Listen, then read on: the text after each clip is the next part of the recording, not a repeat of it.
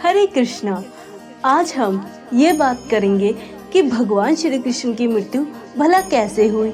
वैसे क्या सच में भगवान की मृत्यु हो सकती है? इतना तो हमें भी पता है कि आपकी और हमारी मृत्यु हो सकती है, पर क्या भगवान की भी मृत्यु हो सकती है? चलिए जानते हैं। आपका स्वागत है हमारे चैनल माधव वृंदावन में। तो आज हम इस बात पर चर्चा करेंगे कि क्या भगवान की मृत्यु हो सकती है। देखिए, कभी कभी क्या होता है कि देश के प्रधानमंत्री जेल जाते हैं और जेल जाकर देखते हैं कि किस कैदी की सजा कम करनी है। जेलर से मिलते हैं और उससे बातचीत करते हैं और कैदियों के स्वभाव के बारे में पूछते हैं। अगर उन कैदियों में से कोई ऐसा हो जिससे गलती से गुनाह हो गया था और उसे अपनी गलती पर पछतावा हो और वो सबके साथ अच्छे बर्ताव करता हो, तो प्रधानमंत्री द्वारा उसकी 14 साल की सजा को कम करके 6 महीने की कर दी जाती है। स्वभाव अच्छा रहने से उसकी रिहाई और भी ज़्यादा जल्दी होने की संभावना रहती है। तो इस प्रकार प्रधानमंत्री का तिहाड़ जेल में जाना और कैदियों की सजा कम कराना ये बहुत स्पेशल पोजीशन होती है। लेकिन जो लोग उनकी पोजीशन को नहीं जानते, वो लोग कहते हैं हम तो 420 हैं तो प्रधानमंत्री हैं, ये भी 420 हैं। अरे जो जेल में आए हैं वो भी 420, तो ये प्रधानमंत्री भी 420। इसी प्रकार हम भी जन्म मृत्यु और कर्मों को भोग रहे हैं। भगवान भी यहाँ आकर लीला करते हैं, तो हमें लगता है कि अरे इनका भी जन्म हुआ है, इनकी भी मृत्यु होगी, ये भी शादी करेंगे। जैसे कि हमारी लाइफ चलती है, तो इसी कारण हम भगवान की दिव्य लीला समझ नहीं पाते, तो वह इसे अपने आप से मिलाना शुरू कर देते हैं। इसी प्रकार जो कैदी हैं वो मान लेते हैं कि ये भी हमारी तरह है 420।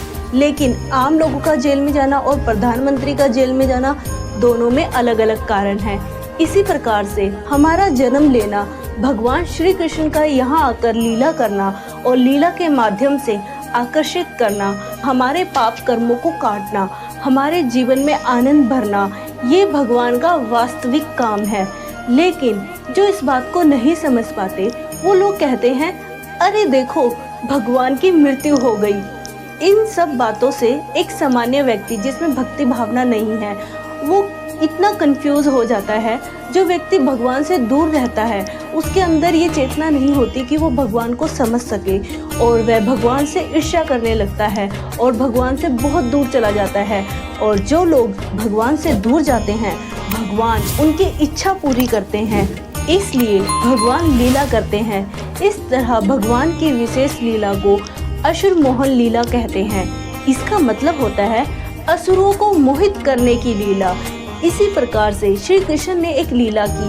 भगवान एक पेड़ के नीचे बैठे हैं, एक टांग के ऊपर दूसरी टांग रखी हुई है, और फिर जरा नाम का एक शिकारी आता है और तीर मारता है और फिर भगवान का वध हो जाता है।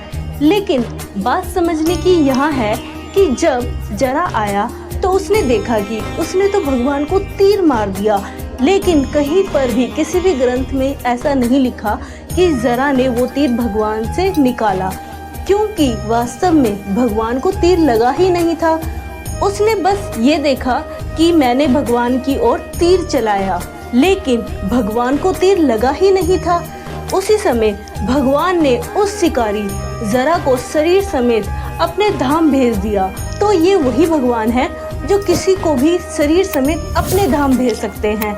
ये वही भगवान है जिन्होंने कालिया नाम का बहुत ही विशालकाय नाग, जिसने यमुना जी को जहरीला कर दिया था और नाग को खत्म कर दिया था, यमुना जी का सारा जहर खत्म कर दिया था, उसे पवित्र कर दिया था और कालिया नाग को मुक्त कर दिया था। तो क्या वो भगवान सिर्फ एक तीर लगने से अपना शरीर छोड़ देंगे? ये वही भगवान है जिन्होंने ब्रह्मास्त्र से परीक्षित महाराज की उनकी माँ के गर्भ में रक्षा की थी। वो तीर ब्रह्मास्त्र से शक्तिशाली हो गया जब वाणा नाम के राक्षस ने भगवान शिव की तपस्या की और उन्हें अपनी सेना में लेने के लिए कहा, तो शिव ने उनकी तरफ से युद्ध लड़ा और वह हार गए। उन्होंने ये वरदान मांगा कि क्या आप मेरी तरफ से युद्ध लड़ेंगे? तो भगवान शिव जी को भी युद्ध में हरा दिया। वो शिव जो यमराज के भी ऊपर है, यानी कि जो महाकाल है, जब ये भगवान उनको हरा सकते हैं तो क्या वो एक तीर खाकर शरीर छोड़ देंगे? ये वो भगवान श्री कृष्ण हैं जो अपने गुरु को गुरु दक्षिणा देने के लिए यमपुरी में यमराज जी के पास जाकर उन गुरु के पुत्रों को ले आए। ना ही केवल यमराज ही बल्कि ब्रह्मांड के बाहर चले गए विष्णु जी से मिलने अर्जुन के साथ, और वहां से ब्राह्मण के पुत्रों को लेकर आए। जो इतने महान काम कर सकता है तो क्या वो एक तीर से मर जाएगा?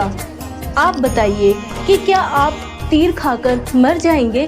अगर आपके पैर में तीर लग जाए, खून निकले, तो आप क्या करोगे? आप वहाँ पर दवाई लगाओगे, पट्टी लगाओगे और बस इतना ही, या बैंडेज लगाओगे? बल्कि हम तीर खाकर नहीं मर सकते तो भला श्री कृष्ण तीर खाकर कैसे मर जाएंगे?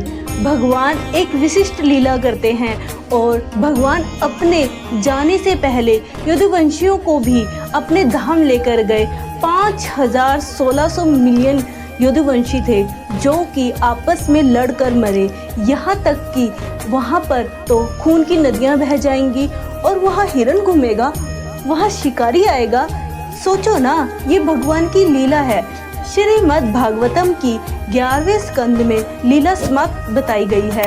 भगवान अप्रकटे हुए, जैसे आकाश में रोशनी चमचमाती है और वो गायब हो जाती है, उसी पल देखते ही देखते भगवान अप्रकटे हो गए और फिर भगवान अपने धाम को चले गए। वो तो यहाँ बस लीला करने के लिए आए थे, हमें पवित्र करने के लिए आए थे। लेकिन जो कम समझदार लोग हैं उनको तो लगता है कि अरे देखो, भगवान के साथ भी ऐसा हो गया। लेकिन भगवान तो चाहते बड़े ही सादे तरीके से जा सकते थे, लेकिन फिर भी लीला करके गए। भगवान लीलाओं से भरे हुए हैं। जो भगवान के भक्त हैं वो उनकी लीलाओं को सुनते ही खुश हो जाते हैं और उन्हें बहुत ज़्यादा आकर्षित करते हैं। लेकिन जो लोग भगवान से ईर्ष्या करते हैं, जो उनकी पूजा नहीं करते, जो असुर व्यक्ति हैं, इसलिए उनके लिए असुर मोहन लीला है। लोग कहते हैं कि देखो जी, भगवान की भी मृत्यु हुई थी जो तीर खाकर हुई थी। अगर आप इसे विस्तार से पढ़ना चाहते हैं तो पढ़िए श्रीमद् भागवतम। उस ग्रंथ में लिखा हुआ है कि किस प्रकार भगवान अप्रकटे हुए, और जब हम शास्त्रों के आधार पर अपना ज्ञान लेंगे तो हम भगवान की दिव्यता को समझ पाएंगे। तो इस प्रकार से भगवान के वो दिव्य लीला है जिसे असुर मोहन लीला बोला जाता है।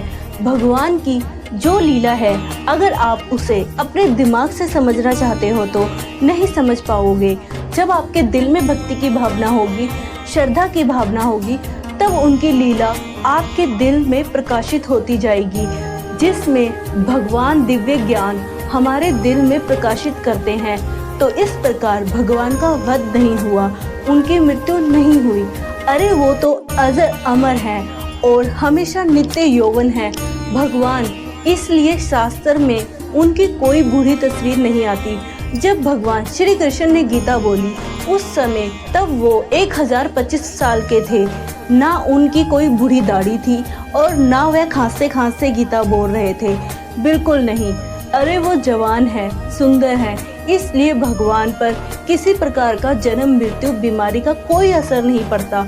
उनका जो रूप है वो सच्चिदानंद रूप है, जिसमें ना जन्म है, ना मृत्यु है, ना बीमारी है। इसलिए जैसे ही हम उनकी दिव्यता को समझ जाएंगे तो हम कभी भ्रमित नहीं होंगे। भगवान गीता के अंदर कह रहे हैं, मेरा जन्म कर्म दोनों ही दिव्य है। जो भी इस बात को समझ लेता है वो शरीर त्यागने के बाद मेरे धाम को आता है और वापस इस संसार में जन्म नहीं लेता। इस प्रकार से भगवान की दिव्य लीला, संसार में अपनी लीला समाप्त करने की ये भी दिव्य लीला है। अगर इसे हम दिव्य मानते हुए समझेंगे तो हमारी भगवान में और भी अधिक श्रद्धा बढ़ेगी। यहाँ तक देखने के लिए आपका दिल से धन्यवाद। कमेंट में ज़रूर राधे राधे लिखिएगा। हरे कृष्णा।